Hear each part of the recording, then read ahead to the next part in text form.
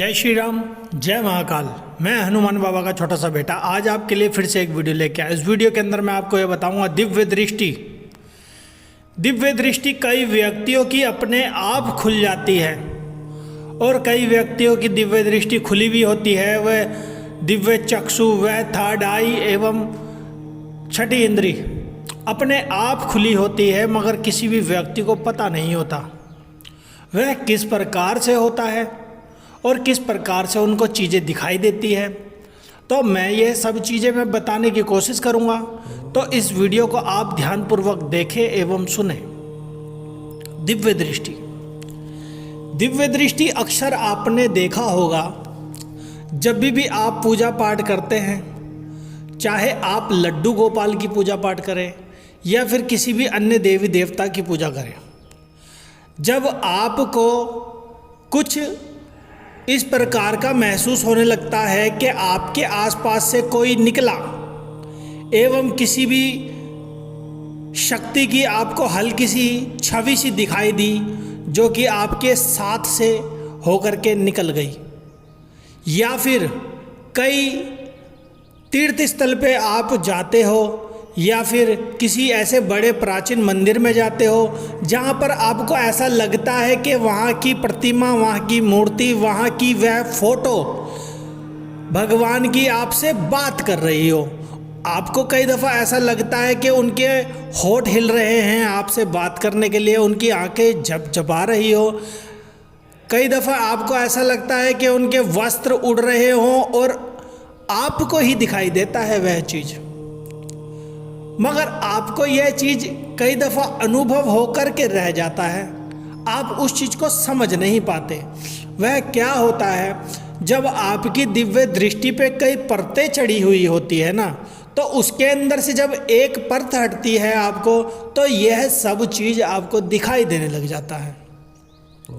सपने के अंदर आपको पूर्ण रूप से इस प्रकार से लगता है कि सामने देवी माता एवं देवता एवं वह भगवान ईश्वर आपके सामने प्रकट हो चुके हैं, और उस समय सपने के अंदर आपको पूर्ण रूप से रियल लगता है कि वाकई में भगवान मुझसे बात कर रहे हैं, मुझे दर्शन दे रहे हैं।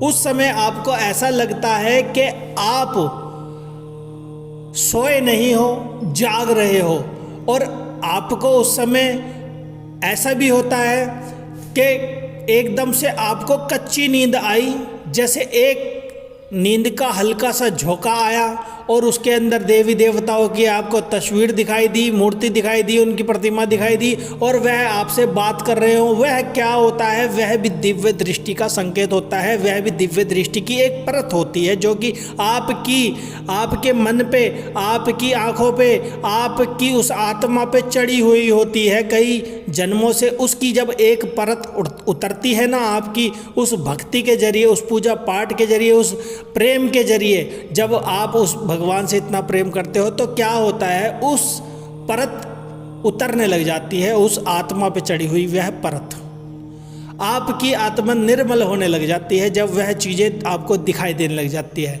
आप क्या करते हो, जब लड्डू गोपाल को दूध पिलाते हो और लड्डू गोपाल को निहारते हो, उसको देखते हो, उसको प्यारा सा मुख उसका देखने की कोशिश करते हो ना, तो आपको कई दफ़ा वह भगवान, वह लड्डू गोपाल कृष्ण भगवान आपको हंसते हुए दिखाई देते हैं।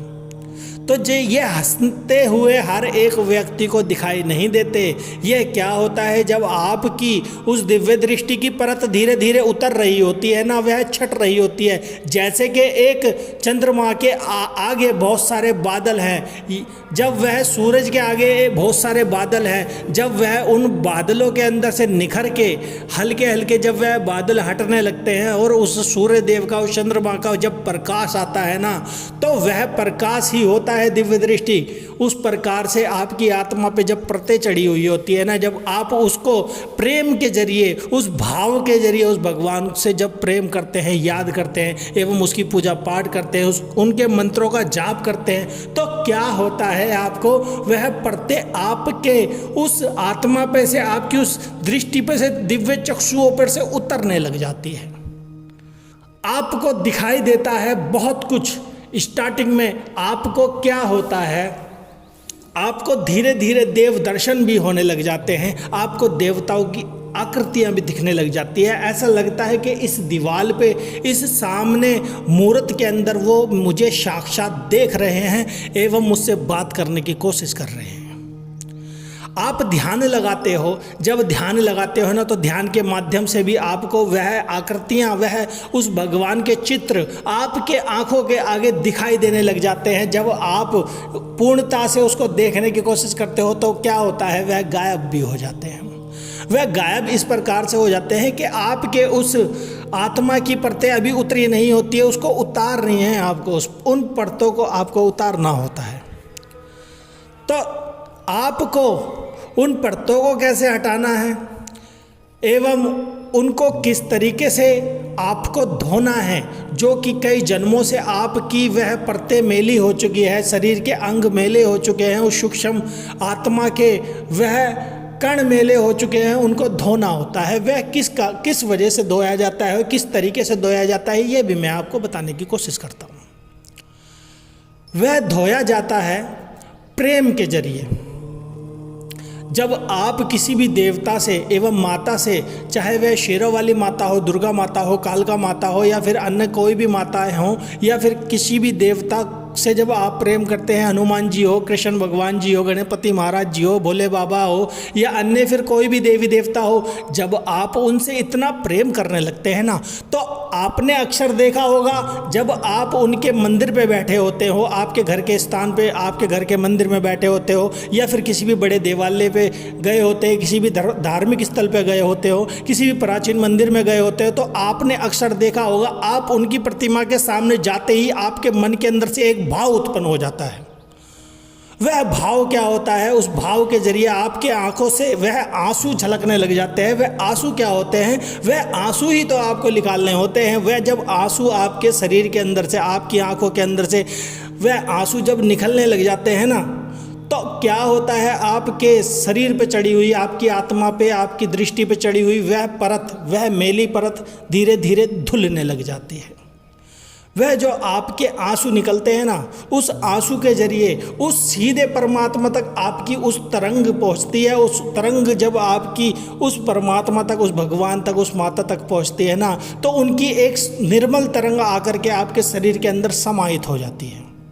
इस तरीके से आप अपनी वह परतें धो सकते हैं। अब मैं ये नहीं कह रहा कि आप ज़बरदस्ती बैठ करके और भगवान के लिए रोएं। वह रोना और उस तरीके का रोना, ये अलग अलग होते हैं। जो एक अंदर से अपने आप भाव निकलता है ना उस भगवान के लिए, उस रोने की बात कर रहा हूँ मैं। एक जो नॉर्मल रोना है कि भाई भगवान को याद कर रहा है, हाँ चलो चलो रो लेते हैं, भगवान की हम परतें सफा कर लेंगे, अपने शरीर की मेल सफा कर लेंगे, हम अपने आत्मा की मेल सफा कर लेंगे, तो उस तरीके से नहीं। ये दिखावे का काम नहीं है, ये प्रेम का काम है। जब आपको उस भगवान से, उस मालिक से, उस परमात्मा से प्रेम हो जाएगा ना, तो आपकी आत्मा निर्मल होती चले जाएगी।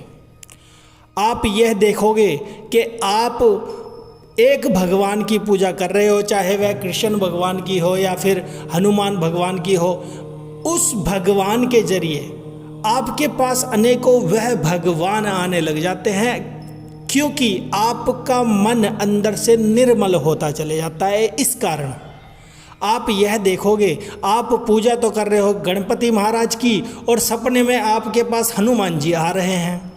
अब आप कई दफ़ा ऐसे भी सोचते हो कि भाई मैं गणपति महाराज की पूजा कर रहा हूँ, हनुमान जी क्या करने आ रहे हैं। भाई वह सब एक हैं। हनुमान जी, गणपति महाराज, विष्णु भगवान, शंकर भगवान, ब्रह्मा जी और समस्त देवी देवता भाई एक हैं। एक नज़र से देखने की कोशिश करो। भेदभाव किसी भी भगवान में ना करना चाहिए। जब जाकर के आपके शरीर की वह परतें उतरने लग जाती है। आप जिस भी भगवान को मानते हो ना, उस भगवान का कोई सा भी एक बीज मंत्र ले लो, आप उस बीज मंत्र को इतना जपो, उसको अपने जीवन का एक आधार बना लो। उस एक बीज मंत्र से, उस एक शब्द से, उस एक भगवान के नाम से आपकी समस्त दृष्टियां खुलने लग जाएगी। वह किस प्रकार से होती है? जब धीरे धीरे करके आप अपने शरीर को निर्मल करोगे ना, अपनी आत्मा को निर्मल करोगे, अपने दिव्य चक्षुओं को निर्मल करोगे, तो क्या होगा? आपकी वह परतें साफ होने लग जाएगी। आप एक दिन संत महात्मा जितनी ऊर्जावान हो जाओगे, संत महात्मा जितनी पावर आ जाएगी आपके अंदर। आप ये ना सोचो कि मैं तो काम धंधा करता हूँ और काम धंधा करते करते मैं भगवान को याद नहीं कर सकता। भाई, भगवान को हर समय हर पल याद कर सकते हो। भगवान को कोई याद करने का कोई मूल्य नहीं लगता, कोई पैसा नहीं लगता, बस उसके लिए तो प्रेम चाहिए, केवल प्रेम। तो आप दिव्य दृष्टि इस प्रकार से प्राप्त कर सकते हैं। दिव्य दृष्टि की आप इन तरीके से परतें सफा कर सकते हैं, उस भगवान को याद कर सकते हैं, और होने वाले छोटे छोटे अनुभव जो भी आपको होते हैं वह आप जल्दी से किसी को शेयर ना करें। हाँ, अगर आपको कोई व्यक्ति आपकी दिव्य दृष्टि खोल रहा हो एवं कोई गुरु आपके ऊपर सर पे हाथ रख करके आपको बता रहा हो, तो आप दिव्य दृष्टि खोल सकते हैं और किसी को अपने अनुभव बता सकते हैं, अगर आपके गुरु बताते हैं तब। तो आज के लिए इतना ही, मेरा बताने का उद्देश्य आपको यही था। तो आज के लिए इतना ही। जय श्री राम, जय महाकाल। आपको आने वाली वीडियो में मैं और भी कुछ नया बताने की कोशिश करूंगा। और अगर हमारे चैनल से कोई नए भाई जुड़े हैं तो प्लीज़ इसको लाइक करें, शेयर करें एवं सब्सक्राइब अवश्य ही करें। जय श्री राम।